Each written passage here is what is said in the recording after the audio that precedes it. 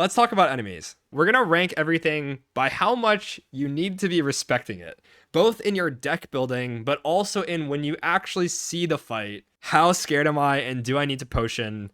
Do I need to like slow down and play good lines? Some of these fights you can just snooze through and not worry about, and you're never going to take any damage, even if you play stupid lines. Some of them will do much worse things to you. In this game, you have a couple of different kinds of encounters. We have easy pools, which are the first 3 fights inside of Act 1. Hard pools, which is every fight after that. Elites, and bosses. I'll sort of weight by encounter type a little bit. Like amongst the easy pools, some are not created equal. I don't think we really need to do a ton of that, but at least a little bit. Also worth noting that in this game, you cannot see the same encounter twice unless you go through every encounter, and that goes for elites as well. So you'd have to go through the entire encounter pool before they're going to show you the same fight twice. So realistically, you're probably not running out of hallways. You're mostly going to be seeing, let's say if you can take 4 elites in an act, you're going to see the same elite twice at that point. But it works differently from Spire 1, where you could see the same fight, just like with one fight in between giving you space. So we are starting with the Fuzzy Worm Crawler. If you knew what that was called, then congratulations, you were like one of the only people ever. I think this guy is probably the hardest easy pool. He's kind of scary.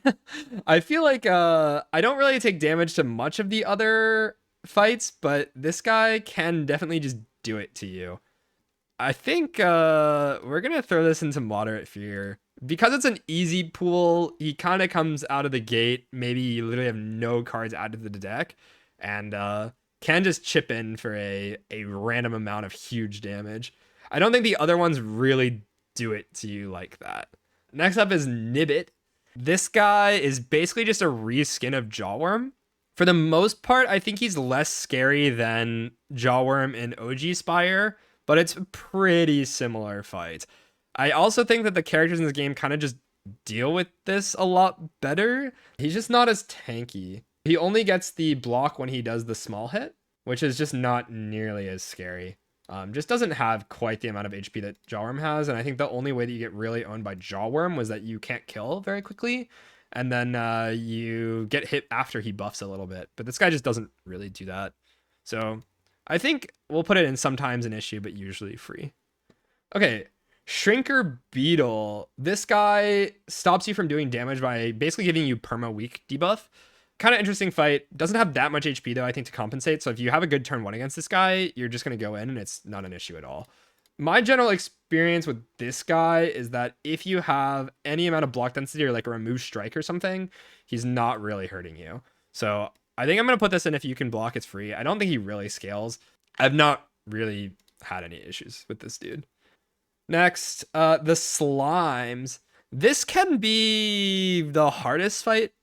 On turn 1, they don't really do that much to you, and they're not actually really debuffing you. Like, they sort of add, like, Slimes into your deck, and Slimes in this game are just not as scary as they were in Spire 1. Overall, like, I think you only get hit for, like, 5 on turn 1 ever. Most of the time, you can just kill or spend 3 energy worth on strikes, and once you get down to just 1 Slime in this fight, it's not super scary, but can do something. So I think we'll put this in if you can block, it's free. If you have like any cards out of the deck, it's kind of not a problem. But I think all of these can randomly hurt you for like 10 damage. And as an easy pool, I'd feel pretty bad about putting this in like coughing baby tier. It just doesn't seem to be super fair. Going on to hard pools now. So this is after 3 fights. You're going to see these. First one is Cubex Construct. This guy has like 70 health and will scale really quickly. So if you disrespect this guy, you're going to get hit for a multi-attack that's doing like 20-40 your face, and it's very hard for any character to actually block that. It also has artifacts, so it's harder to weak, and it actually does block as well. So it will survive for a while. I think this is probably kind of scary. I'm going to put this in moderate fear. It's definitely not as free as you want it to be, for sure.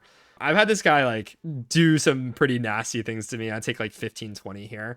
And I think when that happens pretty frequently, it's deserving of this tier for sure. We have now Flycanid plus a medium slime. You can get either the leaf slime or the twig slime. I don't think I usually care a ton about which one it is. The Flyconid is really nasty and applies some debuffs to you. You get frailed. So this is kind of one of the first fights that actually damage checks you. When something frails you, it really means that you're not going to be able to block. And that's kind of bad inside of Act 1 when your blocks are blocking for 3 instead of for 5. Usually, you're going to end up going for the slime first just because it has less HP. And then you are going to take a hit from the fly. If you can burst down 50 damage, it's usually best to go for the right guy first. But it just doesn't usually happen that much. I think I'm throwing this in moderate fear. This hallway is definitely not to be trifled with for sure. Next is Fogmog. I don't think I ever knew this guy is called that. Overall, I think this guy is not super scary. He does have a random pattern apparently and switches between using Swipe or Headbutt. Swipe says deal like 9 damage, gain 1 strength, and Headbutt is just the big attack that deals 16 and scales with strength, obviously. He summons an illusion with 6 health, and that is notably killable by 1 strike. So you can sort of keep that in check by playing 1 strike, and then this guy's usually not insanely hard to block. You're always going to have cards added at this point since he's a hard pool, and have some way to deal with it. I think usually this is pretty free. Sometimes if you just have like no damage at all, it's going to be kind of difficult. The minion does not actually really hit you though. It just adds dazes, which is not really all that bad. So there's just not that much damage output happening. Usually really free. Now we have Inklets. These guys start with the Phantom buff that say you can only take 1 damage for the first instance. So even if you have an AoE card, if it's not multi-hitting, it's doing 1 to all of them to clear that charge of buff off, and then you can actually go in with hits. But overall, I think it's really something you actually need to respect in deck building. This is going to Scared of Death immediately. I think this fight is like actually horrifying. You can sort of walk in here and just draw poorly on turn 1, and they all hit pretty hard. They have an attack that hits for 11, and also can do multis as well, and sort of just like alternate between attacks. Their small hit's not very terrifying, it just does 4, but they hit every single turn. There's no turn that you can sort of just take off and scale and like have a free turn. You sort of are going to have to trade inside of this fight, and if you just don't have the answer in your deck for these guys, you get owned. Something like Thorns is really strong against them because they multi-attack and it also clears their artifact charge, but you kind of have to actually build around these guys to have some sort of answer, and you're gonna have to trade to get out. There's just no real way that you can like full block this fight. And yeah, it kind of makes like AoE cards, you still need to have some way to clear the charge of the buff off of them before you play your AoE. It's pretty spooky. And yeah, I think oftentimes these like demand some sort of potion for output before you get kind of destroyed. Next is Mauler. This guy hits pretty hard because he vulns you. It's always going to hit you for 5x2 on turn 1, which is not too difficult, but then it can do debuff into big hit, and that hits you for 24. Just getting vulned can mean you kind of get destroyed, and he has 76 HP. So it can be pretty difficult to actually outblock this. I think if you have weakness, it's not going to be that big of a deal, and oftentimes you can burst him down, especially if he's just vulning you on a turn. If you can deal 76 within 3 turns, which is pretty doable, then it's not super difficult. I think we'll put this in medium. If you can block, it's free. Not super hard to outpace this guy, and the debuff doesn't last forever. If you have weakness, you're probably just gonna be chilling here. This is scarier, so left is scarier, I guess. Next up is Double Nibbit. This is exactly the same, I believe, as the OG Nibbit fight, just 2 of them. I don't think this is usually a big issue. At this point in the hard pools, you can usually burst one down, and it's not like these are really hitting you for that hard. I wouldn't put it in Coughing Baby tier, but it's definitely not that hard. We can just put all the Nibbits next to each other. Okay, Overgrowth Crawlers, which is the combination of Shrinker Beetle plus Fuzzy Worm Crawler. I think this combo is actually pretty annoying. Usually you need to kill the Shrinker Beetle first because it hurts you damage output wise, but the scarier enemy here is the Fuzzy Worm Crawler. The fact that the Shrinker Beetle is kind of stopping you from rushing down the guy on the right means that he's going to live for a while, and that's not great. You're going to end up probably taking a hit from this dude, and not a whole lot you can do about it. There's just a lot of HP, or effective HP, I should say, to get through this. So I think this is going in moderate fear. I've definitely gotten hit by the guy on the right before, and it's just not super easy to get through here. Okay. Ruby Raiders. There's a random pool of raiders here. There's 5 different raiders. It picks 3 of them and just spawns them in. I think no matter what here, this fight is going to hit you hard on turn 1, like regardless of any combination, because one of them will hit on turn 1. And then from there, they just have a lot of HP to chew through. If you can just have an AoE card that wipes them all, like let's say you have like an Astral Pulse or something, you can get out for relatively free. But I think I do respect this fight quite a lot. I'm just going to put this in moderate fear. It's not as hard as the Nibbits, I think, to kill them immediately, but it's pretty difficult if you don't have like exactly a good draw on turn 1. That is just gonna punish you for breaking a low roll. It will demand a potion very frequently. I think if you have an explosive pot, it's probably just getting used in here, and you're gonna be pretty sad. Okay, Slime Gang. It's kind of back, basically the same thing as the earlier hallway. You just have one extra big slime, which overall is not too big of a deal. At this point, again, it's kind of easy. You're gonna have some AoE to probably wipe out the small ones right away, and then you're really just dealing with 2 slimes. Not the hardest thing of all time. I think this is just going in if you can block its free tier. I don't feel like this is one of the AoE encounters that is super scary. It just doesn't really hit you that hard in turn 1. And when they give you a turn to just set up, like, it's kind of easy. Next, we have Snapping Jackfruit with something else. You can get it with the Flyconid, or you can get it with the Slithering Strangler here. This fight is pretty annoying. I think the Strangler really is just not going to hit that hard, but it does apply 3 Constrict, so you're likely to take Chip. This is a debuff that just chips in for 3 every turn, and if you have a turn where you're not willing to take or play a block here, you just sort of get owned. Overall, the damage output is not super high. I'm not really that terrified to see this. The Jackfruit is honestly the scarier thing here. You do kind of need to kill it because it scales and gets out of control pretty quickly. It literally just gets strong every turn. It starts at 4 and gains 2 strength. So the fact that you have to hit it first means it's a little bit more difficult to stabilize. If you can kill it relatively quickly, the guy on the right just gets blocked and it's not a big deal at all. So I'm going to throw this in. If you can block, it's free. There's a bit of a front load damage requirement to kill the guy on the left, but overall, I don't think this is really owning you. So Snapping Jackfruit plus Flyconid here. Again, I think the guy on the right is the terrifying one. If you can kill it quickly, you will save yourself a big headache. And the guy on the left doesn't hit you that hard and doesn't ramp that fast. So similar to the other one, I think this is not that annoying. The problem is the Flyconid, really. If you can deal like 50 in 2 turns, it's not that big of a deal, but oftentimes you're going to take like 1 hit here. I think I'll throw this at bottom of like moderate fear. The Flyconid is definitely a much stronger enemy than the Slither. Nothing's really been coughing baby tier so far. Maybe I should like put something down there, but overall I feel like the enemies in Act 1 are just kind of scary. So I kind of respect most things. Thoughts on if you can kill quickly as free tier to mirror the middle one? Maybe. Okay. Usually killing quickly is not as easy as blocking an enemy, I would say. So let's think about how to reorder this then. I think it's definitely still scary, but if you can kill these guys, like you have a lot of burst damage, then it's pretty easy. Same deal with this. The Cubex Construct, for sure. It doesn't really scale unless you let it live, but 70 HP is not so easy to go through. I think also this, if good draw order, it's not going to punish you. So it probably does a lot of things end up going in here. Flyconid is just kind of a scary enemy, to be honest, so I feel like those deserve to stay here. And this is just not going to die fast. Like, it's just not. Cool. Let's go ahead and move on then. Slime plus Slithering Strangler. Overall, I think this is a very similar idea. It doesn't have that much HP here. So if you kill the slime pretty quickly, then the Strangler just gets blocked. So it's pretty much the same idea as this. It's roughly around the same HP, and the slime doesn't hit you on turn 1, so there's even less of a demand, really, to actually do something. I think maybe we just put this in here, to be honest. It usually is just not scary at all. This is just such a nothing enemy for the most part, comparatively to the rest of the stuff. You can get 2 small slimes plus Slithering Strangler. Okay, that's what this is. This is probably just nothing as well. Coughing baby tier. Probably not.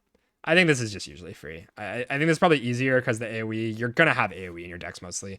Like, this game really just demands you take AoE. So I feel like with the way that people are building decks, then you don't get owned very often. So I feel like this tier is usually just like if you have any amount of good output cards, like AoE output, you're just going to be okay.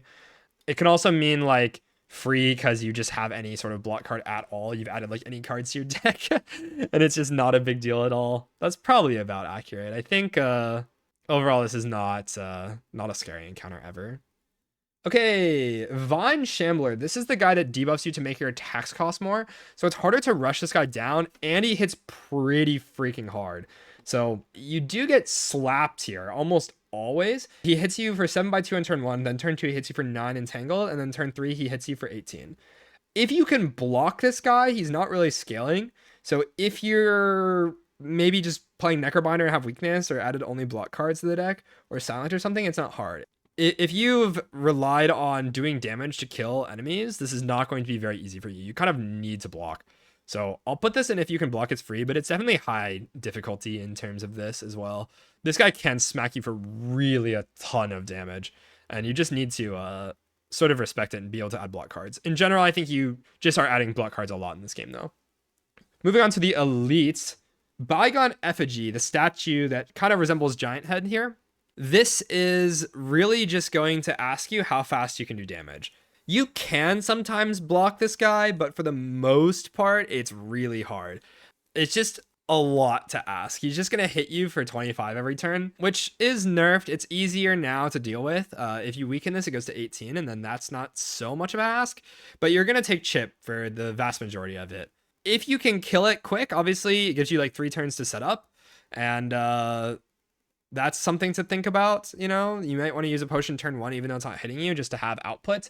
But overall, it's like kind of difficult to actually kill this guy within 3. I feel like usually you're going to take a hit. If you get really lucky, or maybe you have a potion, it's going to demand that to just kill. But yeah, usually this guy is going to demand a potion from you for sure. The fact that it's an elite means you're not just like stumbling into it unprepared. So I think elites do get sort of docked a little bit for that. You are generally building decks specifically around these, and you're not usually specifically building around a single hard pool in the way that you are around elites. If you know that you have a bad elite matchup, you can also just sort of dodge the fight very often. So this doesn't matter. Here is the Berdonis. This is a pretty similar fight to the Giant Head statue guy. Overall, I think it's not super difficult, but it scales and also hits you right away. The HP pool is just so much smaller. Like, it's only got like 87 or something like that. Most of the time, I find myself not really getting owned. You're going to probably be able to kill over 3 turns or 4 turns. You're still going to be likely to take a decent sized hit here. Most elites, I would just expect to get hit for like 15 or 20 at least.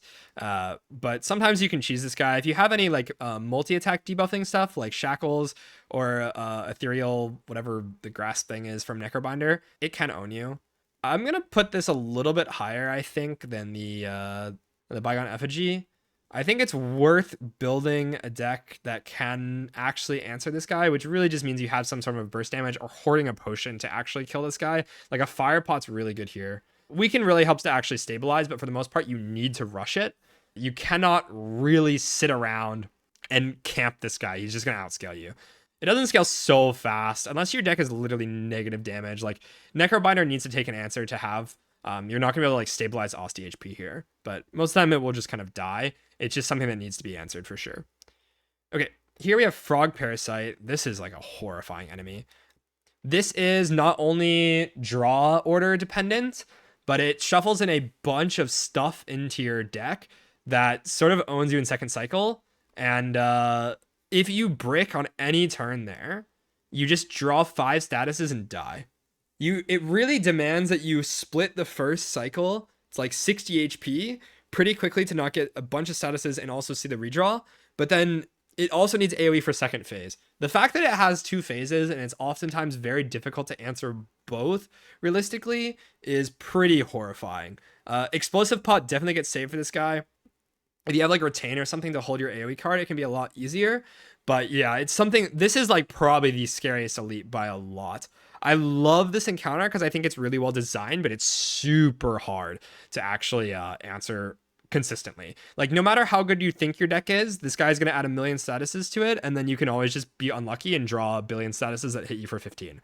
You can literally die from full in this fight, like super easily. You really need to have an answer, and you need to usually have some sort of answer in the potion belt because you cannot depend on your deck to draw the right thing at the right time, just for this, how many statuses you actually have. Infected is a really brutal status to deal with. Now we go to the bosses. Ceremonial Beast. This is a boss that has 250 HP. Let me double check. 262, and when it goes to 160 is the cutoff, then its attack pattern changes. There's a few things you can do to play around this. You kind of want to rush down the second cycle because ringing is a debuff that stops you from playing more than one card a turn. And when you get to phase 2, it's going to apply ringing on you, and then you're going to have a hard time actually blocking with a high amount of output because you cannot play more than one card per turn, right? So you want to have something like an Equilibrium, a Glitter Stream, some like dense block card, or you need to be able to burst it down from half. You can do this by having Doom. You can do this by scaling in the first half by playing like a demon form or something, some power that lets you kind of all in and go, because it gives you a chance to burst from half. When you hit it to 160, it stops doing its intent, and then next turn it will debuff you, and then you'll have ringing the turn after. But if you don't have an answer to ringing, or you cannot actually like apply Doom or something to split it at a good amount of HP, then sitting in the last half of this fight, you're gonna just eat a hit every time, basically. Overall, I don't think this is like super difficult. You usually need to take like one card to answer it. Any sort of like strength scaling, any form of large block card, any retain usually answers this guy. I'll put it in sometimes it's free, usually an issue. I think overall its output is just not high enough to really threaten you, and you've had the whole act to build around it. It sort of just hits you a little bit and gains a little bit of strength, but it's not a whole lot. It kind of just like sits there and hits you for like 20 every so often. Just not a very scary boss. I think if you have weakness, it's just not a very big output check compared to the other bosses. Now we have Kin Priest with followers here. So Kin Priest has 199 health. And she will debuff you by making you frail and weak, and then doing a multi, so a 3x3 attack. After that cycle's over, she will then gain 3 strength. So every time she goes through this cycle, eventually she's going to hit you for like 9x3. At some point, it gets scary if you allow her to survive for a very long time.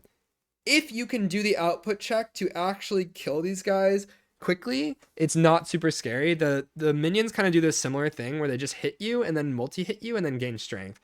So there is a bit of a check here to kill the minions, I think, before they multi for the first time. Or sorry, the second time after they get buffed. So you need to be able to AoE them down in the first like 3-4 turns and then kill the boss by like turn 9 or 10. Usually that's not super hard. There is a bit of a front load requirement because everyone hits you the first 2 turns. Like the boss hits you for 9 and they both hit you for 5. And then turn 2, she hits you for 9, they both hit you for 4. So it's a little bit harder to deal with this boss just by weakening one thing because there's multi enemies. And the minions do have like 60 health, 62 or 63 HP. So it's not so trivial to actually kill them. I think oftentimes this fight is free, but you do need to respect it a little bit. It's not going to coffee baby tier for sure. I don't think anything inside of Overgrowth is going into coffee baby tier. This is just like a little bit too scary of an early game. Most of the fights in this game are just scary inside of Act 1. Next is Phantom. This is by far the enemy I respect the absolute most inside of Act 1. By a lot. You need to go through, I believe, 9 charges of buffer before this guy can even be damaged. And then he has like 200 HP. While this is happening, he sort of cycles through a pattern where it will just wound you and then hit you really freaking hard. It doesn't hit super hard on turn 1, and turn 2 it also doesn't hit super hard. It only hits for 7x2, but the third turn hits you for 30 and adds 3 wounds. So if you go for 2 cycles, it's going to basically just gunk up your deck with a million things and then make it insanely hard to block 30 because your draw consistency gets messed with. You're gonna have to be here for a while unless you have a really good answer to the buffer stacks, basically. You kind of need to pick something immediately inside of the act in order to answer this. I find myself picking Ricochet on floor 1 to answer this on Silent. Any Thorns potion can get saved to answer this guy. Weakness is really, really good here, but again, it's hard to weak chain because he adds wounds to your deck. So you can also add things to like deal with the statuses, and then it gets easier. Like, you know, Flat Cannon can get picked up speculatively or whatever.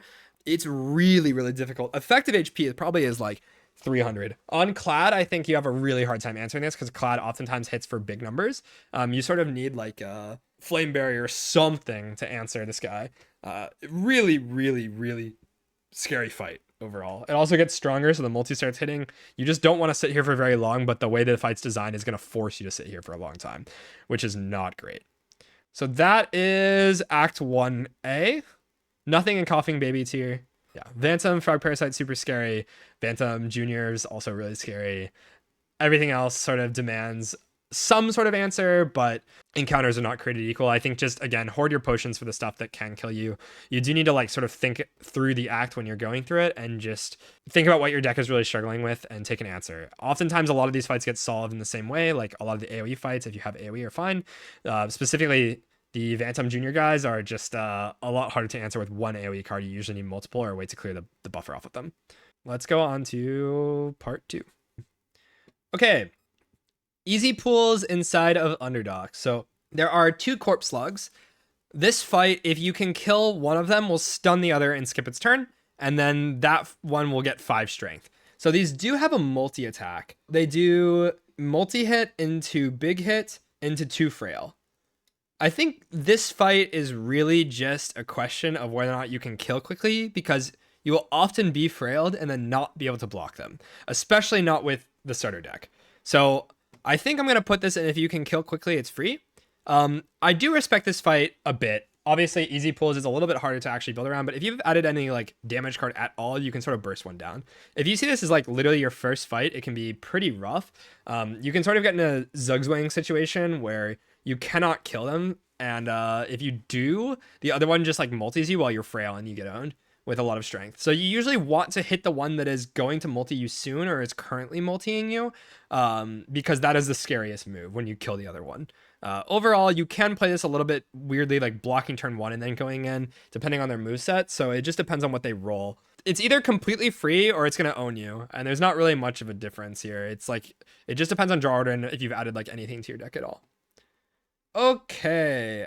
Sea-Punk. This guy is not actually threatening at all. He hits for 2x4 sometimes, and if you weaken, that is 4 damage. That's like literally nothing. I've just not had this guy do anything ever. Like, I don't think I ever get owned here. First Coughing Baby, maybe? This seems like the easiest hallway encounter by quite a lot. It's not really close. It looks cool, but like, yeah, it just never seems to actually do anything. I'm gonna be real with you. Okay, Sludge Spinner. This guy's annoying because he inflicts weakness on you. Always on turn 1, and it makes it kind of hard to actually go in on turn 2 and actually kill it. And when it does do that, it's hitting you for like 12. So I don't love this fight in terms of difficulty level. Like, I think it randomly can be really annoying. Probably going in if you can kill quickly, it's free, but a little bit harder than the slugs for sure. Just because it weakens you on turn 1, it's just not easy to burst it down unless you get a really good draw. You're usually forced to sit here for a little bit and block on turn 2 or something. And something like Clad is really going to struggle here unless you exactly draw Bash on turn 1 and like a damage card or something. It can just be really, really annoying. Next up, we have Toad Pulls. These guys, when I first started playing, surprised me because they gave spikes to themselves, and then I hit them and I took damage and I cried. But after you learn the pattern, it's not so bad. These guys are usually completely free. I think not Coughing Baby tier, but it's very easy to know exactly what's coming next and who's going to be buffed. I feel like most of the time I just hit right and it ends up working out for me. Front Toad Pull always starts with Spike in, which means it gains 2 thorns, and then the turn after, it will do a multi-attack for 4x3 and then lose the thorns. So you're usually not trying to burst down the first one just because it's going to have thorns on turn 2. So you usually want to just prep to block the 4x3 and maybe kill the right guy. I think it's usually just kill right first and you're just not going to struggle. Usually pretty easy. If you can get into a situation where you get hit for 12 and 8 at the same time because you misplay or you draw really badly, then it can be scary. So it's like exactly draw dependent on that. Forefronts. You can also prep to kill the second one. As long as you have like a block card, you can hit it without taking the thorns damage too much. So it depends on what you draw on turn 1. If you draw a lot of damage, it can be correct to hit left, but yeah, it just depends. Oftentimes it's just not very difficult. Okay, Sea Slugs, but 3 of them. This is the first hard pool here. The Corpse Slugs, when you have 3 of them, still get double stunned. I think oftentimes by this point you have some amount of AoE inside of the deck, and you're not really ever going to get hit for like a shit ton of damage. Because you can sort of AoE and then kill one down and then just get stunned, and then you can chain stun the next turn by killing the second one, and then the third one dies the turn after. Usually you take 0 here. I think there's some draw orders where you get owned, or if you have literally no AoE, you get owned. But yeah, usually this is like very, very, very easy. Okay, cultists. These do different things. So there's a calcified cultist and a damp cultist. The damp cultist starts at 3 damage and then ramps up much more quickly. So its ritual is going to be for 6, so it'll do 3, then 6, and then 15, etc. The other cultist is starting at a much higher value and then only scaling 2 per turn. So it'll do 11, and then 13, then 15, right? So by turn 3, they're both kind of doing the same thing. You kind of just want to kill the one that's, I think, coming out of the gate hitting you for a lot of damage right away. And it only has 40 HP. It's not a whole lot to chew through. I think if you can kill the front guy quickly, this fight is usually not a problem at all. Because the back guy just doesn't actually do anything until like turn 4. And by then the front guy's dead, and usually you can just block it and get out of the fight pretty easily. Any amount of damage in the deck, and this is not going to be an issue. I think we'll put this in if you can kill quickly, it's free. Because it does give an output check. If you have a very slow deck, you're not going to outvalue these guys. You do need to have output in the early game. I think we just sort of know that early game damage is good though, and you sort of kind of need to pick it. It's not usually very threatening though. Next, Fossil Stalker. This guy has a unique mechanic where if you do not full block, he gets stronger. If you can full block, it is not horrifying at all. The problem is that he applies Frail with one of his moves. If he doesn't frail you, it's not a problem to just block him. But I would say that if you get frailed, it sort of puts a lot of pressure on the fight. You need to kill, I guess, like 55 average amount of HP, and you're usually going to take a little bit of chip here and get out. If you can full block like the multi-attack, it's very good to do so. So I'm going to throw this in. If you can block, it's free. If you have weakness, or if he just decides to not frail you, or you can somehow block through the frail, this guy's kind of a loser and will never actually hit you for very much. So it just depends on if you have good block consistency or if he happens to roll that attack. If he rolls frail, you probably need to start rushing it down, and then that becomes more of an issue. Let's go ahead and move on. This is Gremlin Merc. The gist for this guy is really that he's going to steal gold from you when he hits you. He doesn't hit super hard, but he can weaken you. So for the most part, you can just block this guy because he never really hits for more than like 15. He does have a buff, but it takes like a very long time, and he just doesn't have that much HP. So you're probably not going to get to the point where that becomes relevant at all. When he dies, you generally want to have some sort of way to burst down the fat gremlin that's going to spawn. So he's going to spawn a fat gremlin and a sneaky gremlin. The fat gremlin will immediately run the next turn and take all of your money. So you definitely do not want to allow that to happen. The sneaky is just going to hit you, I believe, for 10, same as the original game, and doesn't have very much HP. So if you have a way to burst down and deal with the 10 damage, it's really just not super difficult. I think this goes in sometimes an issue, but usually free. This fight's really not that scary. You can block a turn and then split with your first attack on one turn and then still have 2 energy to play to put on the gremlin. So like as soon as you split, they'll spawn, and then you can put 2 attacks down or 2 energy worth of attacks, and it's just not that big of a deal at all. This guy just doesn't really hit that hard, and oftentimes you can just like have a retain card that answers this, or an AoE card that you can like wait until you draw. The fact that it just doesn't hit that hard in phase 1 and it doesn't frail you means that you can just block until you get an optimal turn to go in, and it's just not a very big deal at all. Next is Haunted Ship. They just nerfed this guy by changing his statuses to dazes, which doesn't really do anything. On turn 1, he just statuses you for 5. They all go to the discard though, so if you can kill in first deck cycle and he only has HP, oh god. Oh no. Edit that out, Asuki. Don't leave that in. How do we say this? The guy has 3 less than 70 HP. So it's not that much HP to actually kill in the first deck cycle, so oftentimes you don't even see the dazes at all. He will weaken you, but he never hits you for really harder than 15. For the most part, this guy just like doesn't swing very hard and just doesn't actually give you a debuff that matters at all. So yeah, usually just completely free. I think honestly we can put this in Coughing Baby. This is really like not scary. Yeah, he used to vuln you, but it just doesn't happen anymore. Now he just weakens you. So I don't know what this guy does. It's kind of just a nothing fight now.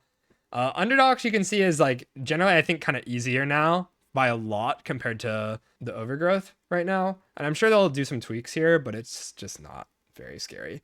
Next is Living Fog. This guy has a really annoying debuff after a few turns that will not let you play more than one skill per fight, or per turn, I should say, not fight. You do need to answer this guy. If you're just relying on blocking, you're going to get owned. You need to pick something to deal with the summons. They did, however, just nerf the summons to only have 8 HP instead of 12. So it's not as hard to have like one AoE attack that just wipes the field, and you just kind of need to like rush him down. I'm going to put this, and if you can kill quickly, it's free. I think before this would go in moderate fear before the nerfs, or for I'm scared of death immediately, because this guy has killed me before. But I think after nerfs on the beta branch right now, he's just not scary at all.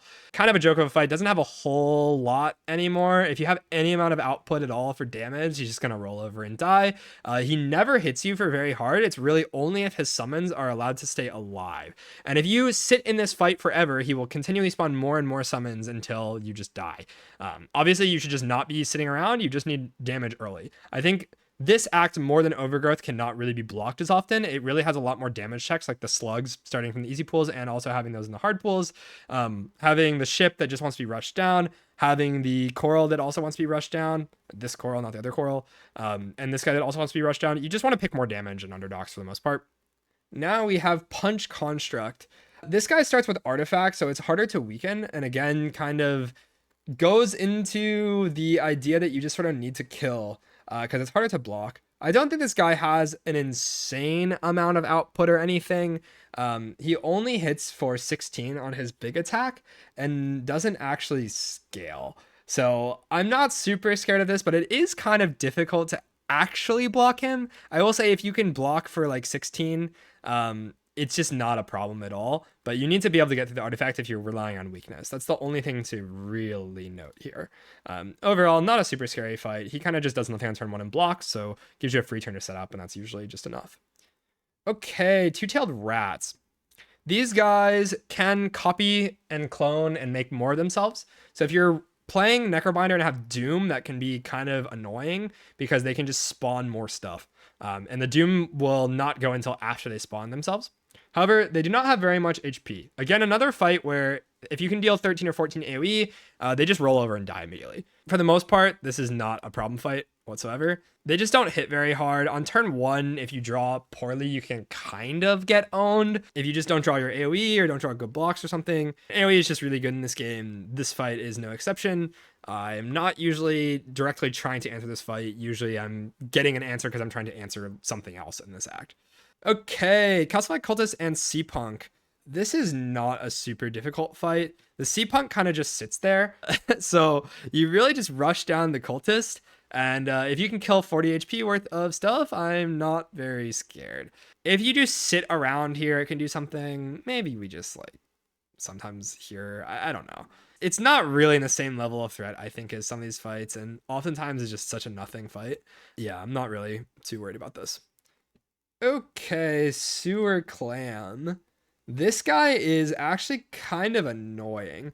So he has 58 HP, but just starts with 9 plating, which is quite a bit to chew through. And then after that, he just goes buff, which is 4 strength, into jet, which is 11 damage. So he'll go 11, like buff, 15, buff, 19, buff, 23, right? But it's a lot more HP to actually go through.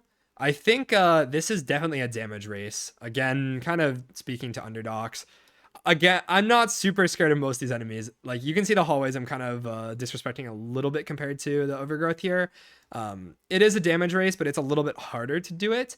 If you let this guy get out of control, and if you're playing something that wants to play fights long, you're going to have a hard time.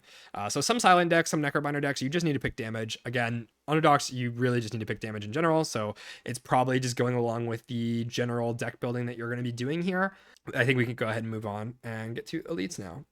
The Elites in this act are not a joke. The eels here have a fixed pattern and will always rotate through the same exact moves. So if you need to know without looking at the reference sheet, they go in the order from left to right, 1, 3, 2, 4. So if you look at turn 1 and you see what they're doing on turn 1, you can just write down that pattern and they're going to follow that over and over and over again.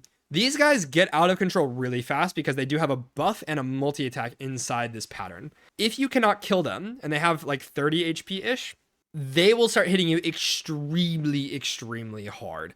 After you hit them once, they get a shield, so it gets harder to burst one down unless you have a really big hit. So something like Bludgeon, something like the Necro Binder attack that retains and hits for like 27. Reap, thank you. Something like that can answer this fight really well. If you have a big AoE card you can play twice, if you have like Explosive Pot or something, then they're not super scary, but this is definitely a fight that I am very concerned I will die if I do not have a good answer, and is something I'm actively working to solve in deck building from floor 1. Definitely a fight that I respect a lot. Okay, Skulking Colony. On the last beta branch patch, this guy was a complete menace and would have been like number 1. They nerfed him by making him not even give you statuses anymore. So this is really just a fight that you sit around and block in, and he scales pretty slowly. I think this is just if you can block, it's free. It doesn't test your draw consistency at all, but you have to sit around in this fight, and it takes like 5 or 6 turns, even if you're maxing out his damage cap of 15 per turn, to get out of here. So it's just not as scary as it once was. Like, you can't completely disrespect it and pick literally no block cards at all, but like 1 or 2 good blocks and this guy is just not doing anything. It's pretty easy to meet the damage requirement. Like, Necro plays 1 Unleash like every so often, and it's just gonna roll over and die. Doom goes through it. You can poison it, which is pretty easy. It gives you an off turn to just like do whatever you want and set up. You don't really need burst against this guy. You just sort of need consistent output. If your deck is just well built at all, this fight is kind of not gonna be an issue at all. It's something you should consider when you're drafting, to pick like 1 or 2 blocks. You should probably be doing that anyways, just because it's good in hallways, but yeah, for the most part, not very scary.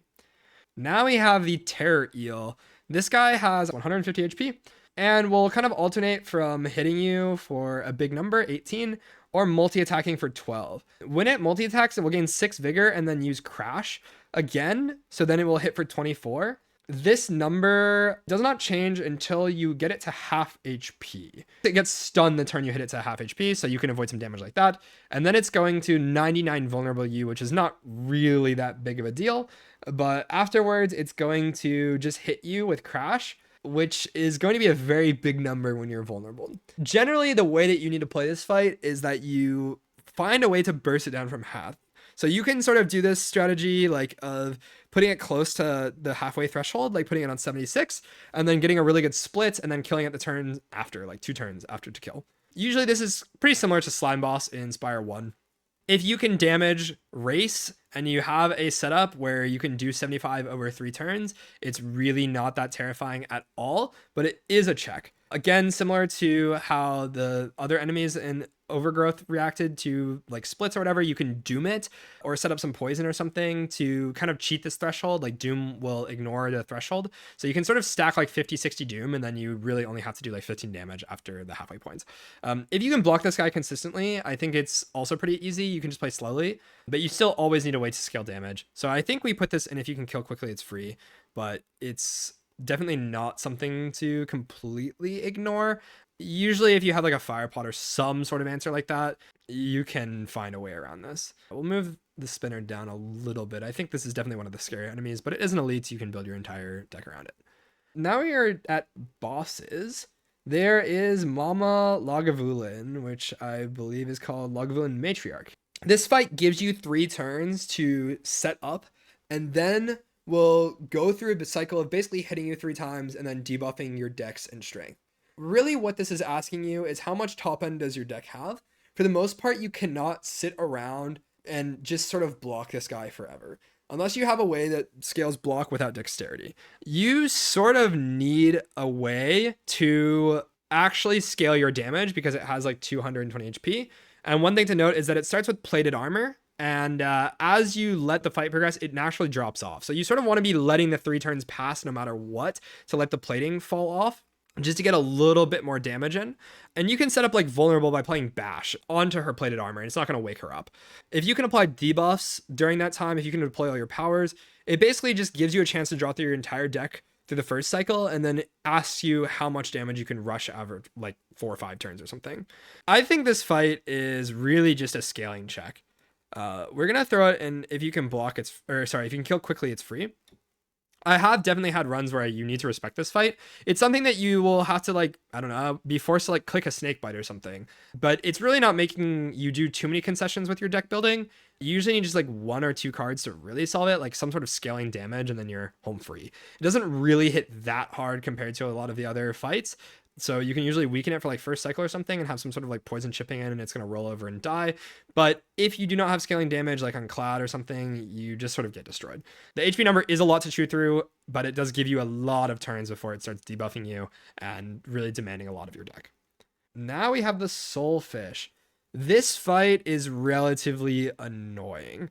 Any elite or any enemy in general that's going to add statuses to your deck and forces you to play long is going to automatically be more problematic than almost anything else. Because when your deck is consistently able to output like 15 to 20 block a turn and do some damage or something, most fights will just roll over and die. The Soulfish is going to shuffle in statuses throughout, and you cannot exhaust them without using some sort of manual exhaust card, which a lot of characters do have, but it is going to challenge you to get out of here quickly.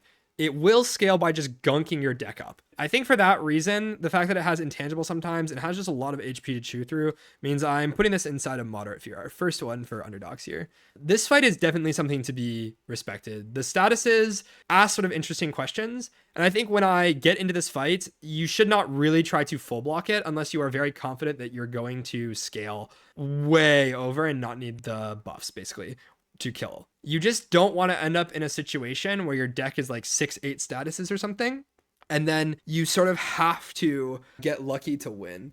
If you just draw your damage on the wrong turn when it's intangible, you get owned. If you draw a fistful of statuses, you get owned. There's just a lot of draw order defensivity that can be really, really bad and just cause you to die. So you need to get out of here quickly. You need to sort of just like trade HP to do damage and rush this guy down and get out. It's pretty horrifying. Let's go to Waterfall Giants. This, depending on the character, can be kind of a joke. I think the way you answer this guy is really just having HP.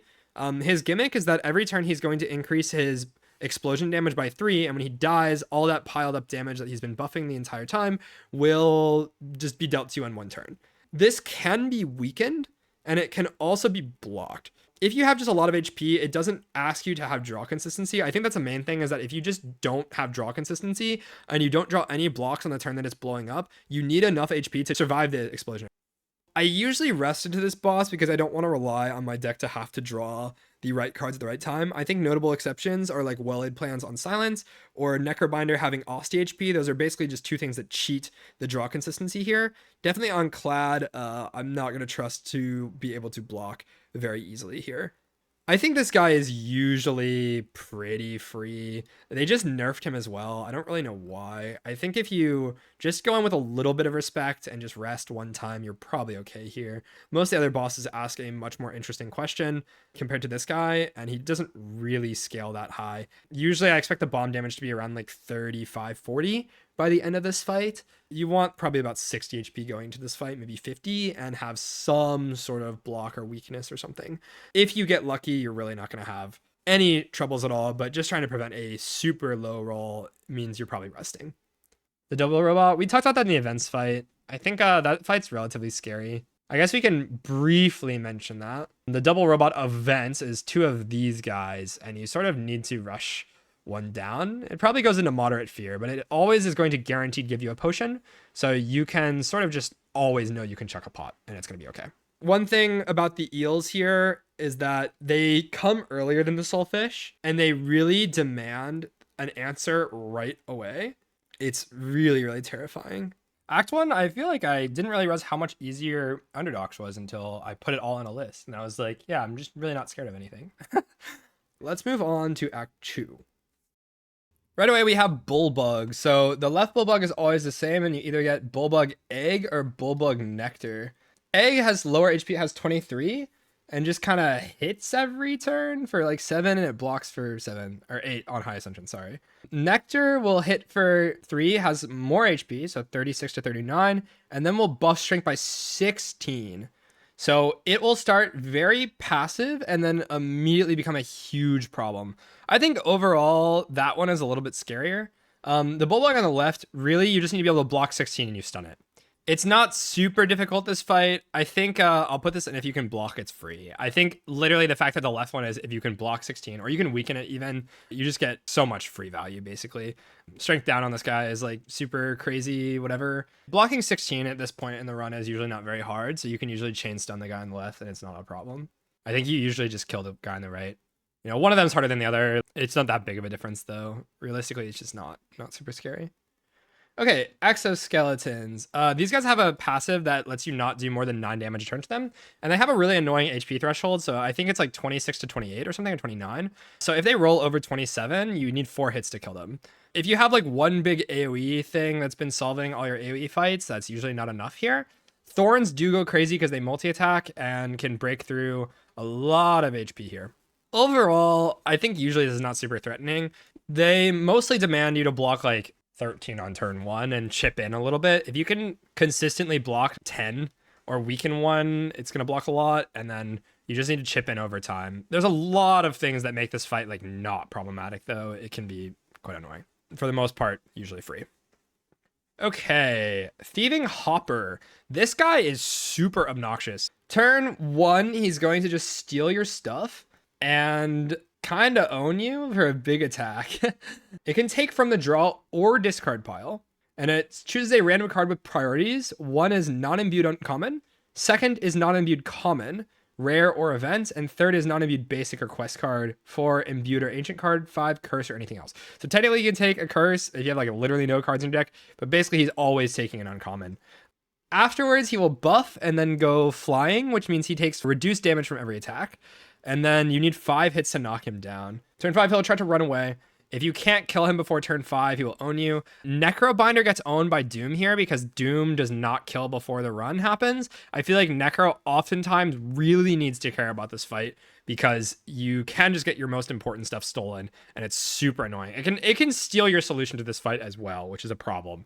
If you can hit multiple times, it's usually going to just get stunned and die somehow. So I'm going to put this so that you can kill quickly. It's free. It gives you a couple turns to sort of do a bunch of damage to it.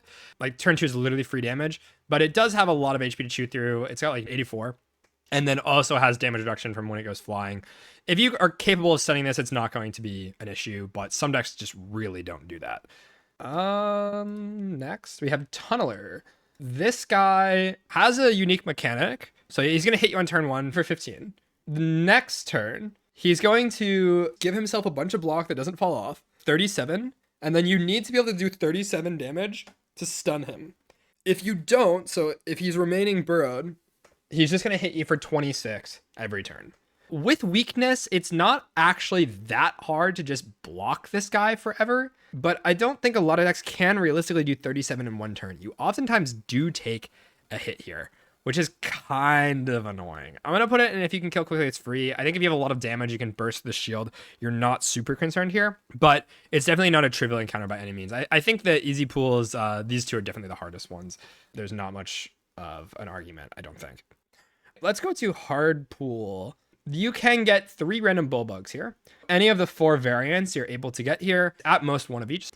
This fight can depend on what combination of them you get. I think the one that scales like 15 or 16 every turn is the most scary to see here, and you really need to address it. It's just not easy to do that while like the rock one is hitting you for 16. So I think if you get that exact combination, it's really, really annoying. You are very often going to get that combination. So I think I'm going to put this into, if you can kill quickly, it's free. If you can burst down 23 HP and also do block or something, it's fine. I'm not like scared out of my mind for this. There's a lot of other fights that I think are much more annoying, but this is very, very annoying fight that you need to have an answer for it. Any AoE is going to be very, very good here. Again, inside of Act 1, AoE is really good, and that stays true here. Next, we have 2 Chompers. These guys have a lot of artifact stacks to get through, and we'll just add Dazes to your discard pile. They add 3 to your discard. So this is kind of similar to Sentries from Spire 1, but they have a lot of HP. So they're just kind of like bigger Sentries, and Artifact is super annoying. It hampers your damage because you can't apply Vuln. It hampers your ability to block, and they just sort of alternate between hitting you for 9x2 and doing a bunch of statuses. So yeah, it's kind of super Sentries. I think I'm putting this in moderate fear. This fight, if you're not able to strip artifacts, can be super, super annoying and kind of just own you. They hit pretty hard and you cannot weaken them, and it's pretty hard to burst them down because you cannot vuln. Again, a fight that might eat a potion from you, and the fact that they mess with your draw consistency means you can always just brick in your second cycle. You're very often going to see that second cycle just because of how long it takes you to actually kill them. That is kind of the problem here. They just do two things that compound difficulties together, and it's definitely something you need to respect. Okay, 4 exoskeletons, exactly the same fight basically as this one, except you have a fourth one. And I think the last one picks a random intent instead of always doing the same pattern, which is the multi-attack or the 9 damage attack. You're always getting hit for more on turn 1 here, and it's much more difficult than this. Obviously, it's a hard pool, but I think one thing to note inside of Act 2 is that hard pools start after 2 fights instead of 3. So you don't have as much time to really scale. You can really just see this on floor 3 of Act 2. And maybe you didn't get very much stronger from the beginning. If you have an answer for the 3 of them, you probably have an answer here. Maybe just take a little bit more. But I think this fight can be pretty annoying and also hits you for a decent chunk most of the time. I'll put this in moderate fear. I think it's definitely something you need to respect for sure. Okay, this one is maybe my hottest take. Hunter Killer. This guy applies a unique debuff on turn 1. Whatever card you play reduces your strength and dexterity by 1. So if you have chunky cards, they're not going to be really hit that much. If you're trying to block with like 3 defense, for example, instead you're just blocking 5, 4, 3, which is a huge output check. However, I think this really only counters very specific decks.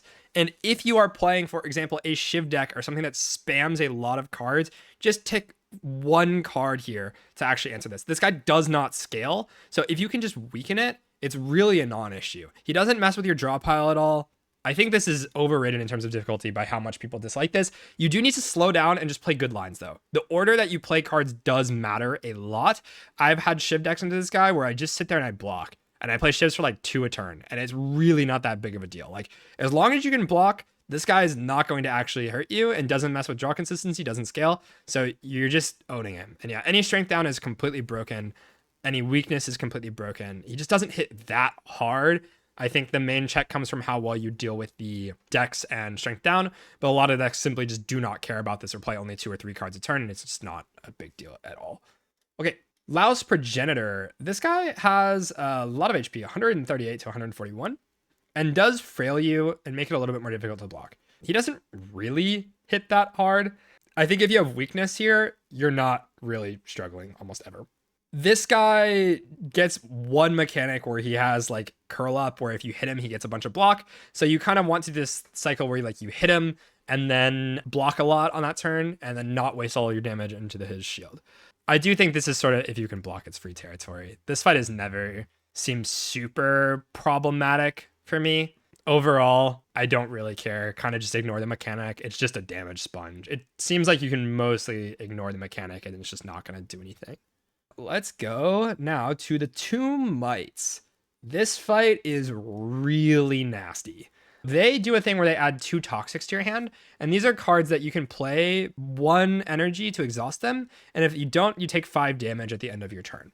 So they will gunk up your deck and also hit you pretty hard and scale damage. They do scale 3 strength every 3 turns. So they cycle through like a debuff into a damage into strength gain. This ends up adding up pretty fast.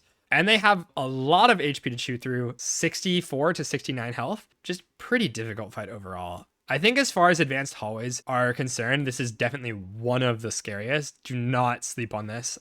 If you can't pay energy to get rid of the statuses, so you don't have something that gives you like permanent 1 energy per turn, it really puts you in a tricky situation. It's hard to play long in this fight. You kind of need to just like burst down super fast, but they have a lot of HP to do that. And they hit you pretty hard. So there's like a block output check and a damage output check and a draw consistency check all at the same time. It kind of feels like an elite.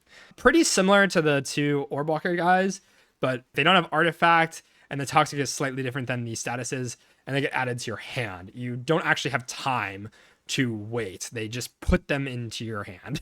So you can't just like have a good first deck cycle and chill. You have a very big timing restriction on getting out of here.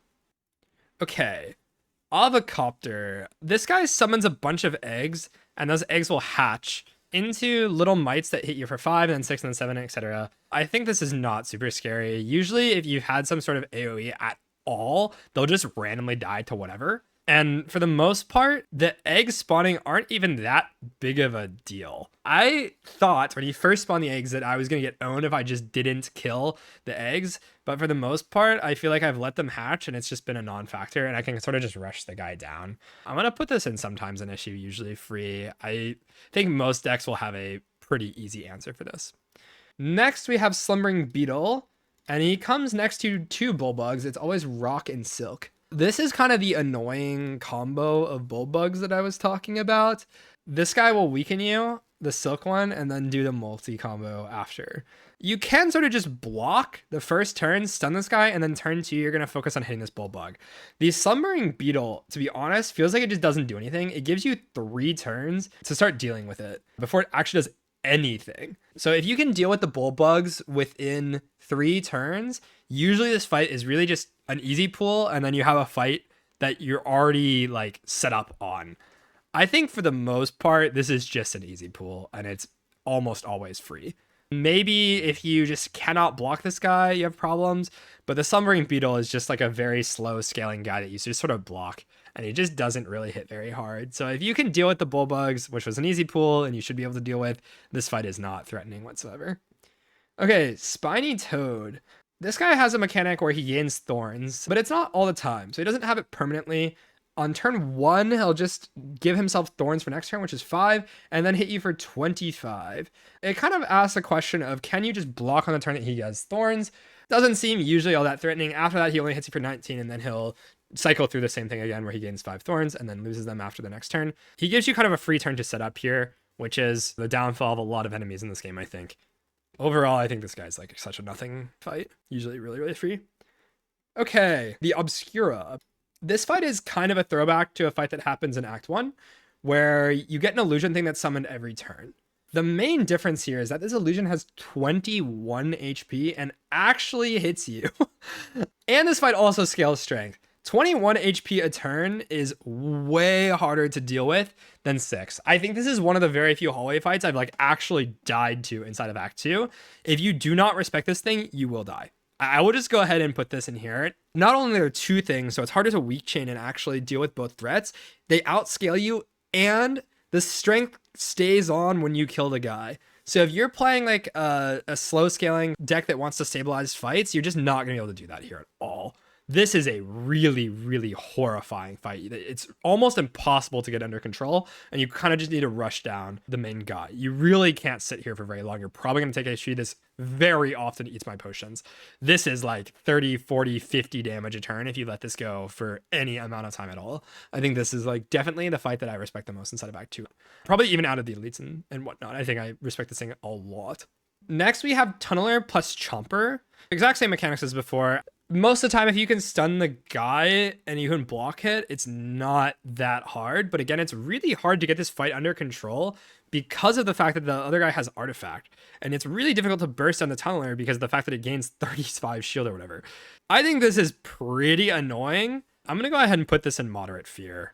I think this is probably more annoying than 2 of the same guy. You just have to sit here for a while, but the problem is when you sit here for a while, the Tunneler goes in really hard, and you also have statuses being added to your deck. Super, super scary fight if you cannot deal with the Tunneler's shield and actually stun it. You'll just be looking at like 40 something damage incoming if you sit around here too long. So again, another fight that punishes kind of slow scaling decks. You need sort of a way to burst stuff down or have a lot of front loads to like kill something immediately. You're probably gonna have to trade HP in here unless you have a lot of damage. And now we're on to Elites. Decimillipede. This fight is nerfed on Beta Branch, but still pretty horrifying. The fact that you get weakened on turn 1 means it's really difficult to kill the segments. And the fact that the segments revive after you kill them with half HP means that decks that are relatively slow cannot stabilize here. So it's really hard to rush them down, and it's really difficult to actually ever get to a stable point.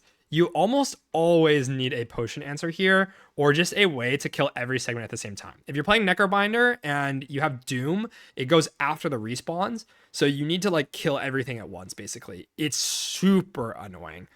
I think this is really easily just I'm scared of death. This is a run ender for sure. If you're walking into the elite node at all, you need to have an answer for this. You can look at 30-40 damage a turn very easily while also not being able to make very much progress. It's a huge deck check here for output in all facets of deck building. Just really, really scary fight. Don't think I need to say very much more. Next, we have Entomancer, the B guy. This fight loops the same pattern where it does the multi-attack, then the big hit, and then gaining 1 strength. He also gains 1 personal hive. We'll get to that. But if you leave this guy alive, he's going to keep making his multi-attack bigger and bigger and bigger. And then personal hive is whenever you hit him, you add a daze to your draw pile. So as the fight goes longer, you add more and more dazes for hitting him. This enemy really just punishes damages that are coming through with multiple hits. So something like Blade Dance being a main source of damage, like Flechettes, this sort of thing. It's really easy to play around. If you have strength down, complete joke. If you are just playing a deck that blocks him and stabilizes him, like weakens, like Necrobinder, it's really easy to just sit here and this guy like scales too slowly to actually do anything. If you are trying to hit him a lot, you probably just need to add a card to the deck that lets you kill this guy. Like 1 poison card, anything that doesn't do direct damage, maybe 1 big attack. You can sort of just ignore the fact that he's adding dazes if you're just only hitting him a few times to actually kill. I think this guy's really overrated. I am honestly not really scared of this. I think for the most part, it's very, very free. Or you can just rush him. It doesn't hit you that hard. It's just not enough to really care. If you weaken him, the weak is super effective because he hits 8 times. So you're getting 8 block for just 1 week. You just need to play into the dazes a little bit. And you need to have a deck that like doesn't just sit around and attack a million times for no output. But that's usually very, very easy. Also, Thorn's insanely good here. Turn 1's the scariest because it hits you for 3x8s. After that, it's usually just a complete joke.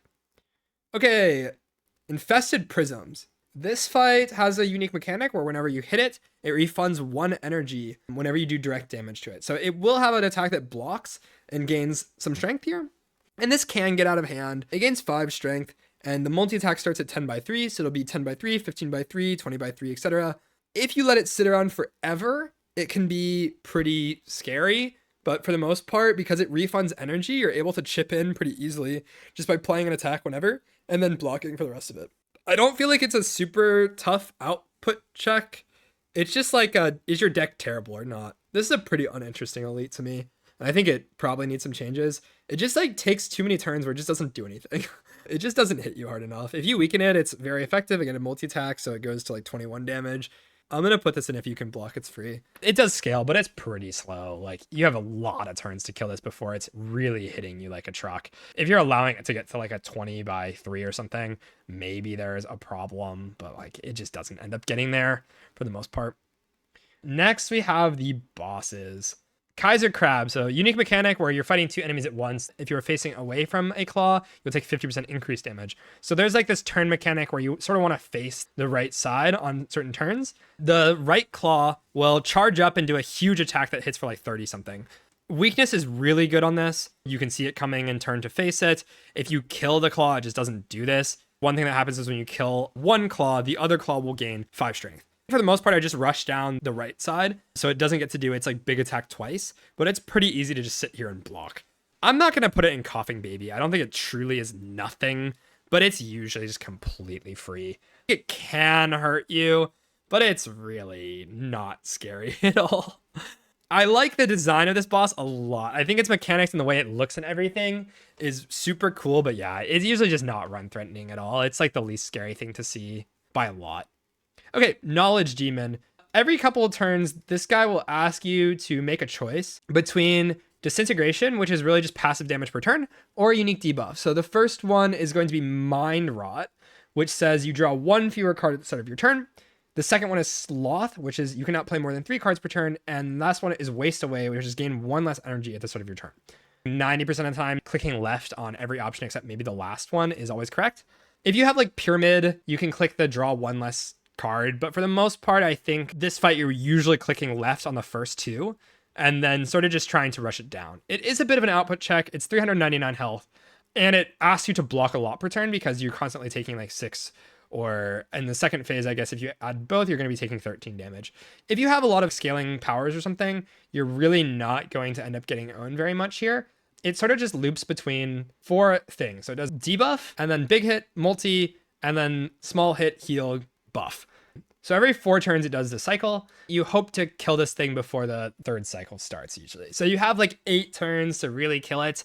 I don't think this is the scariest boss. If you can damage rush this, it's not really going to end the run. But I think I'm going to put this in moderate fear. You do have to respect this guy quite a bit. Usually it's not super run threatening as long as you have some sort of scaling. If you have no scaling at all, this fight is horrifying and you really need to have potions to solve that. Hopefully by this time, the end of Act 2, you have some answer to this thing. It doesn't take very much and it gives you turns off. Like turn 1 being a free turn essentially is really nice. Certain decks can play around the debuffs, like the 3 cards or less per turn, and it's just not going to be a problem. But if you have like a leg sweep and then like poison, you don't really care about playing multiple cards per turn. Usually, if you have HP, you can click left on every option and just rush it down, and it's not going to kill you. Okay, the Worm of Doom. Okay, the Insatiable. This guy has a unique mechanic. He adds 6 statuses to your deck. All these statuses, you must pay 1 energy, and that increases every time you play them. 1 status play is going to increase the distance away from the boss by 1. If enough turns elapse and you do not increase the distance from this boss, every turn it ticks down by 1, it just eats you. Notably, it will eat you before poison damage happens, so do not die to that. I've died to that before. A very, very difficult boss. And I think the fact that it adds 6 statuses into your draw pile makes a lot of decks just really struggle. This is definitely a boss that you need to pick something to answer and really is a huge output check because most decks cannot consistently play 2-cost statuses and the 6 statuses is going to slow down your deck quite a lot. So you really have like 9 to 10 turns before this guy's going to be a huge problem to you. You need to pick something to like kill this guy. You cannot sit here forever. I'm going to put this in probably I am scared of death immediately. The second I see this boss, I know I need to do something about it. It's incredibly scary. Infinite decks really struggle here very often. If you don't have a way of dealing with the statuses at all or cannot play them, if you don't have any energy, things get really rough. You kind of need sort of passive output because he hits pretty hard and it's really hard to pay the status costs while also blocking and also dealing damage. It's a really good design, but it's very difficult. Seems much harder to me than the other fights by quite a bit. Let's go to Act 3. So Act 3 has a couple of really steep output checks at the very beginning. We're going to start with Devoted Sculptor. This is basically a Giga Cultist. This guy has a lot of HP. He's got 172 HP and he gains 9 ritual. So he starts turn 1, buffing by 9 and then hits you for 15. And then every turn that's going to go up by 9. This gets out of control very, very quickly, especially as an easy pool going right into Act 3. This can be something that eats a potion and is definitely something I hold potions for from Act 2. I just coached Raren today and this happened where the Act 2 boss was incredibly free and then I walk into this fight and we have to pot immediately to not die. It can get really out of hand. If your deck is relatively slow, this thing will just kill you. So I'm going to put this in moderate fear. I think that for an easy pool, you often don't have enough time to really answer. If your deck is not bad, then this is probably going to be pretty easy. But the fact that this scales so out of control means that you cannot sit around. Is it harder than Orbwalker? Yeah, I think so. It's just a big HP number. Like 172 is so much to get through. It doesn't burn you, but the HP pool is so large. Like a lot of decks really struggle to get through this amount. And also blocking even on like the 24 turn or something is not nothing. It's really, really scary. Okay, Scrolls of Biting. These guys have a unique mechanic where they will steal your max HP when they hit you. So they not only do actual damage to you, but when they connect with you, you lose 2 max. On turn 1, they actually hit pretty hard. One of them will hit you for 16, another one will hit you for 6 by 2, and another one will be buffing for 2. And then they sort of just loop that cycle. The fact that you need to block for 28 on turn 1 or lose max HP is like so much mental damage. Usually I think the idea here is that you can burst 1 down on turn 1 and then lower the output requirements a lot, but 30 something health is not super easy to go through, especially on turn 1 before you have any time to set up. Usually if you get hit once or twice, it's not super problematic because the max HP is not that big of a loss, but it can be a lot of mental damage. I think it feels scarier than it actually is. They do have a lot of output. I'm going to put, if you can kill quickly, it's free. If you have any front load burst to kill one of them, or weakening the one that's hitting you for 6x2 means it only does 8 to you, and that's usually full blockable. So if you can kill one on turn 1, do like 30 damage, and then block for 8, you're probably okay. Still can be pretty scary. Next is Living Shield and Turret Operator. The Turret Operator is just going to multi you every turn and will buff over time. The front guy is just going to block and will block for the back guy and hit you for 6 basically all the time. If you kill the back one, similar to Centurion Mystic first, the front guy kind of goes berserk and just hits you for like 18. I don't think this fight is usually that scary. I'm going to put this, if you can block, it's free. For the most part, if you can block for 26 or like weaken or something, it's usually not very scary. However, I think if your deck cannot get through the block or you can't really consistently output this amount of block per turn, then you get chipped pretty hard. Maybe we drop this by 1. I think usually this is free, but I do respect it a little bit. It's not coughing baby. Certain decks have trouble dealing with this for sure. Now we go to hard pools and we start with 2 axe bots. So these axe bots have a unique mechanic where they have multiple lives. When you kill them, they put a new one in their place. For the most part, these guys just don't hit very hard at all. I think this is just coughing baby. It's really easy to control this fight by just killing them and you make progress. Also, they just don't hit for enough that even if they're left alive, they just don't actually put pressure on you. Coughing babies, plural, true. Not very difficult whatsoever. Next is Construct Menagerie. 1 punch construct and 2 Cubex constructs. So these are all enemies you've seen before inside of like Act 1.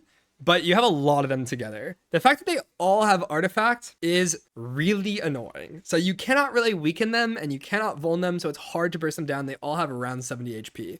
This can get out of control pretty fast. Seeing this on like floor 3 of Act 3 is pretty horrifying. Usually if you can burst 1 down, you're okay, but bursting 70 HP is pretty horrifying. Yeah, the sentries scale faster, so usually you want to rush them down. They can swing for a lot on turn 2. Next is Fabricator. This guy is basically Reptomancer. He just summons a bunch of bots, and the bots all have different effects, so I can briefly talk about that. Guardbot, Noisebot, Stabbot, and Zapbot. Guardbot just blocks 15 on the main guy. The Noisebot just adds daze to discard and to draw pile. Stabbot deals 12 damage to you and applies Frail, and Zapbot hits you for 15. Depending on what he summons, it's going to be really annoying. If he's just summoning the block one or the noise bot, they don't get out of control too much. But bots all have like roughly around 20 something HP, a little bit more than that, like 21, 22. It depends on some HP rolls, but for the most part, you can expect to have to do 20 AoE damage to get this fight under control. The main guy has 155 HP, which is pretty hard to burst through, so you're going to be here for a little bit. Overall, I think this fight's pretty scary. I've definitely had slower decks that can't really deal with the AoE very well. If you let this fight get out of control, unlike Reptomancer, the daggers don't just die upon impact. They stick around forever. So if you cannot deal with those bots, this is going to get really out of control. I'm going to put this into moderate fear. I think this hallway is one of the scariest in the game, probably. It is essentially Reptomancer. You really have to respect it. It doesn't hit as hard on turn 2, so it's not like that level of terrifying. Reptomancer would definitely be in here. It's just reasonably hard, I think, is a way to put this. If your deck can answer the summons, it's really not a problem at all. Next up is Frog Knight. Very cute enemy. Has 199 HP and sort of loops through the same pattern over and over again. It does Tongue Lash, which is just 14 damage to Frail, and then it will go to Strike Down Evil, which is 23, and then it does For the Queen, which is a buff of 5 strength. That's not scaling particularly fast, especially for this point of the game, and it has no multi-attack to really take advantage of that strength gain. So the output check is not super big here. If after the queen and it's below half HP, it's going to use Beetle Charge, which is a really big attack. It does 40 damage. So you can sort of wait out the For the Queen, and then after For the Queen, split this guy under half, and then you're probably not going to even see Beetle Charge. I think most of the time I don't end up actually seeing that move. That's the only one that's pretty scary, but I think you have a lot of control with how this fight is played to make that not a problem. 199 HP with no artifact is not that hard to get through. I think I'm going to put this in, if you can block, it's free. It gives you enough time to just set up and play all your powers, and hopefully at this point, this is not something that's like actually difficult to block. You're not even going to be frail for like the massive hit Beetle Charge, so I don't think it's really problematic whatsoever. If you are frail on that attack, maybe I bump it up, but usually it's just not an issue at all. Okay, Globehead, 158 health here. It has a unique mechanic, Galvanic 6 on turn 1. What this does is every time you play a power, you will take 6 damage. This does not go through block. So you can just block and then play your power anyways. If your power is just say block on them, it's usually pretty easy to keep this guy under control. He doesn't really hit that hard. I think I'm going to put this at if you can block, it's free. The HP is not that big to chew through. Annoying, but not hard. I think that's very fair, what chat's saying here. Owl Magistrate. Interesting flying enemy here. It has 243 health, and it just doesn't really hit that hard, unfortunately. It starts with Magistrate Scrutiny, which is just a 17 damage hit, and then it will do Peck Assault, which is a 4x6, and then turn 3, it will fly. Flying means it takes 50% less damage until it lands, but it will lose that buff after turn 4. On turn 4, it hits you for 36.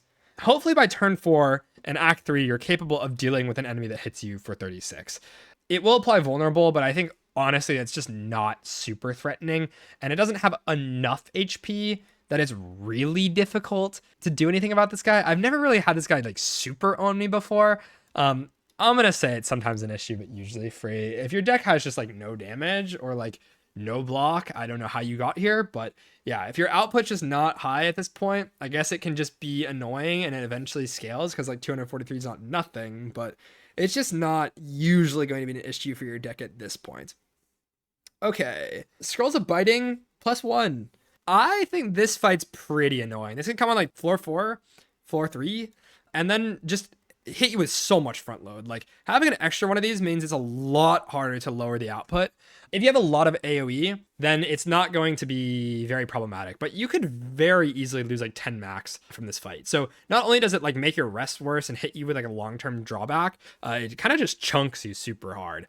I think this is a pretty horrifying fight, to be honest. Pretty much functionally exactly the same as the other one, just an extra dude hitting you, but that is enough to be a significant threat. Okay, Slime Berserker. This guy has a lot of HP, 276. And what he does is he will add 10 slimes to your discard pile. So after your first deck cycle, you're going to have to deal with 10 slimes.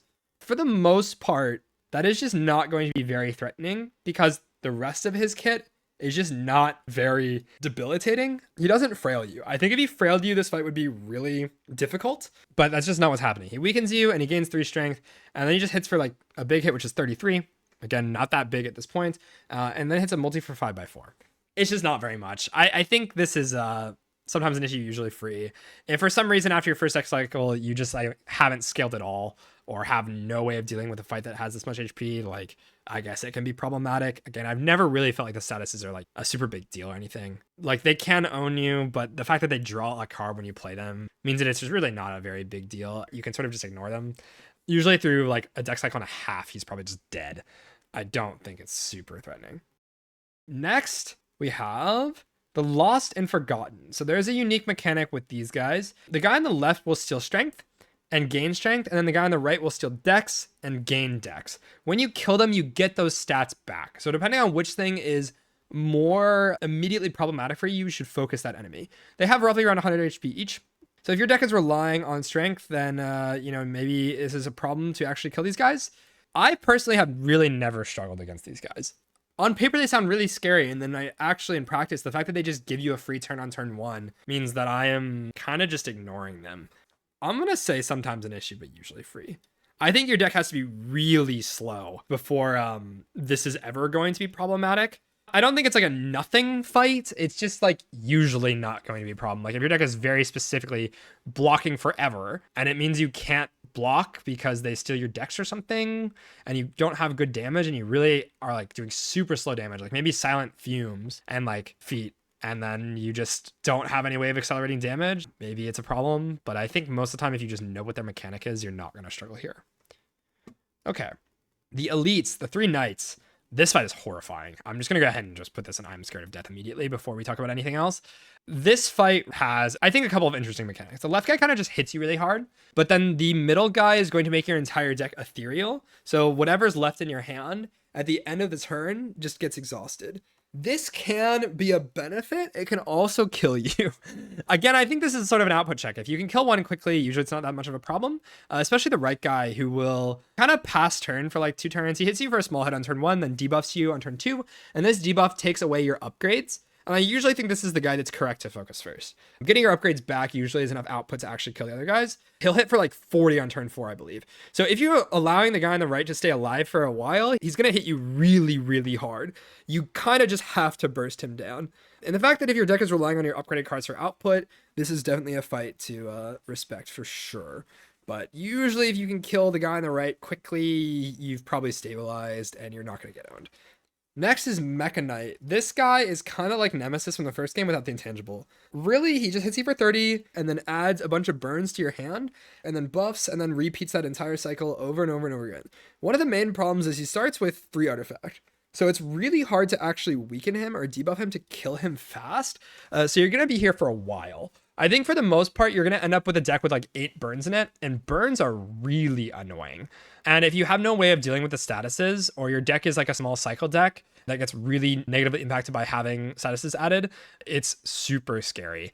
I think I'm going to put this into I'm scared of death immediately. You need to not mess around in this fight. It's scaling 2 ways. It's scaling with strength, and it's also scaling by adding stuff into your deck. You need to kind of rush. I think a Necrobinder against this guy is a huge, like, please get me out of here, because it's really hard to weaken him and it's hard to apply Doom. And the burns usually mess with Necro a lot. Like, having targeted exhaust to get rid of some burns is good. And you can just randomly brick and die to like a hit that's doing 50, because it's really hard to weak chain again. So you can just die from full. You need like a lot of consistency in order to not die here, or you just need to be able to kill it like immediately. It's pretty scary. Next, we have Soul Nexus. This guy is like honestly a nothing fight. This is like the most boring elite in the entire game. It really just does the exact thing over and over again where it just hits you. There's no real unique mechanic here. It does have a random pattern, so it can do big hit, which is 31, multi hit, which is 7x4, and drain life, which is 19, and apply 2 weak to Vuln. The Vuln is the annoying thing here, but overall this guy just doesn't hit very hard at all. I think this is usually just free for the most part. I think these are the 2 scary elites. When I see this guy, I'm just happy. It needs to do something else. If you can just block it, it's completely useless, but I think honestly it's even lower than this tier. Okay, bosses. So we are playing against the changed Doormaker. So it's been changed twice. It was buffed and then nerfed and kind of like, I guess, reworked into a different fight where its mechanics now alternates between exhausting your cards when you play them. On the next turn, you cannot draw additional cards. And the next turn after that, it's going to steal dex and strength. It's just not even doing that as fast as like these guys are. On the turn that it's stealing your stats, it makes your first card cost 1 more, which is usually like kind of nothing. I like the design of this enemy a lot more, like the idea behind it, but I think the numbers need some tweaking. This exhaust mechanic can make you just go infinite, and then you wait until turn 3 and pop off. And by turn 3, I really mean turn 4, because turn 1 is just doing nothing. It's very similar to the other Doormaker. It gives you a free turn to set up, and then it starts doing some annoying stuff. But for the most part, if you're just careful about what you exhaust, this guy's really not going to be a problem. I'm going to put this in sometimes an issue, usually free. I think his mechanic can just be a buff for the player. But again, I like the design of this guy a lot more. The idea of like the revolving phases or whatever. It's just not super threatening for the most part. Next up is Queen. Queen is kind of a collector from the first game, or like a throwback to collector.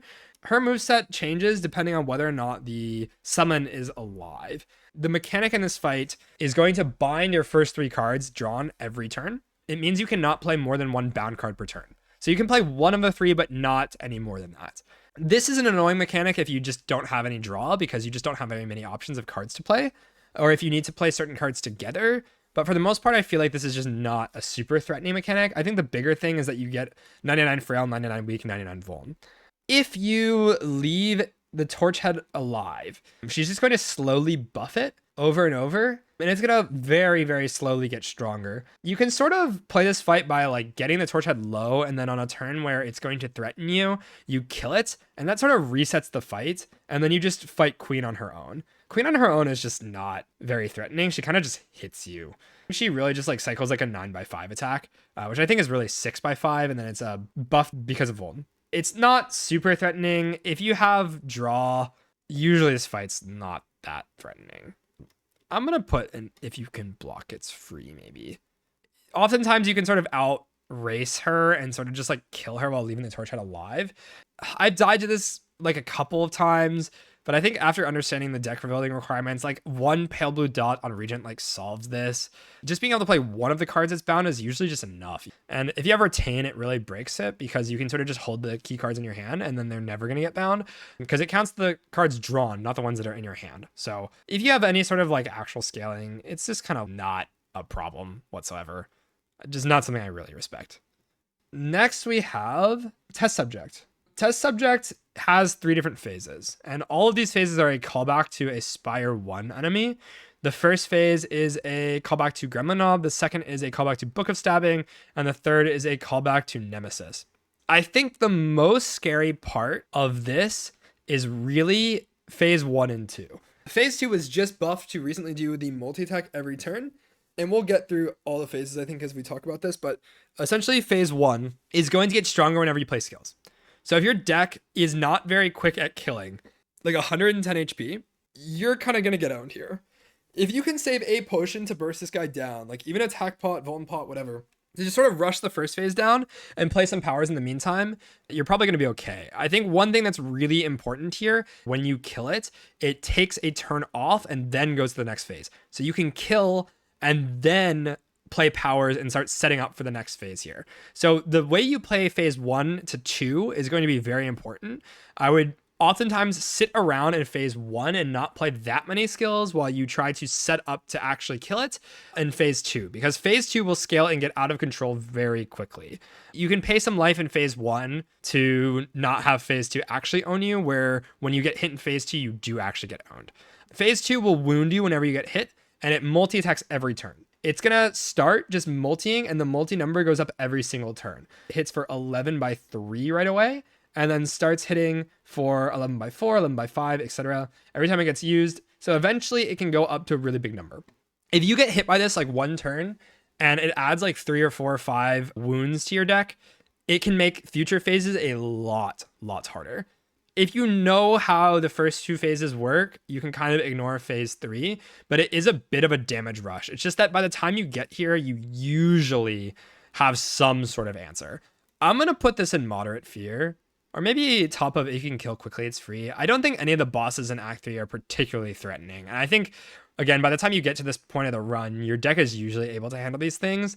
If you can rush this guy down, it's not usually a problem at all.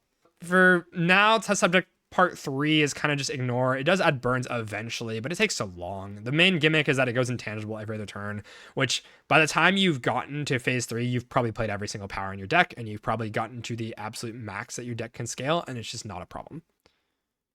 Okay, so elites in some advanced hallways I feel like are scarier than the bosses here. That's maybe a bad thing. I think Door being hard on the previous patch was a good thing. I just didn't like how it was hard, but I do understand why people want it to be like an end game feeling enemy, because it feels like if you make it to the boss gauntlet, you're almost always chilling.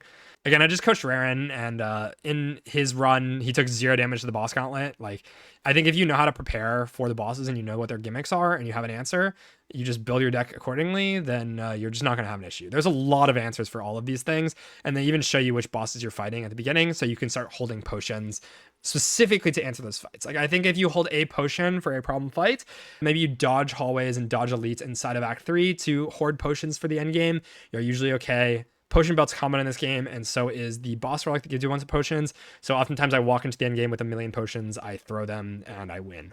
It doesn't feel super terrifying. I don't have a whole lot of closing thoughts on the enemies. Early game still feels like the scariest part of the run by a lot. Inside of Act 3, I usually feel pretty okay. And the elites are like really the scariest thing inside of Act 3 by a lot.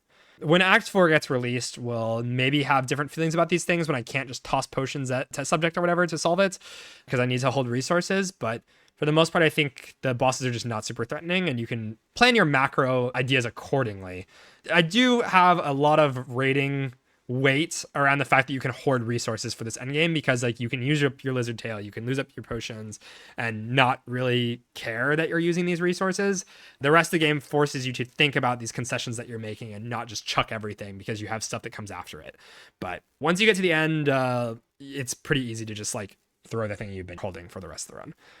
I don't know if there's anything that looks really out of place. I think really the biggest thing I noticed from doing this is that Overgrowth is like the scariest act by a lot. They've nerfed a lot of stuff in Underdocks. I think it was probably scarier before. Like this got nerfed and like these got nerfed and this got nerfed. This got nerfed. Like they sort of just nerfed a lot of stuff in Underdocks, where it feels like this is not super scary. This act feels much more horrifying. And Act 2 actually has some run-ending enemies. I respect this worm a lot. I respect all the worms, dude. The worm-looking enemies are horrifying. Look at them. Awful. I think that's it for YouTube here. So thank you guys for watching, and I will see you in the next one. It'd be fun to look back on this later. Yeah, in this game, like worm-looking enemies are just terrible. Like look at the worms, dude. They're so awful. The worms of doom.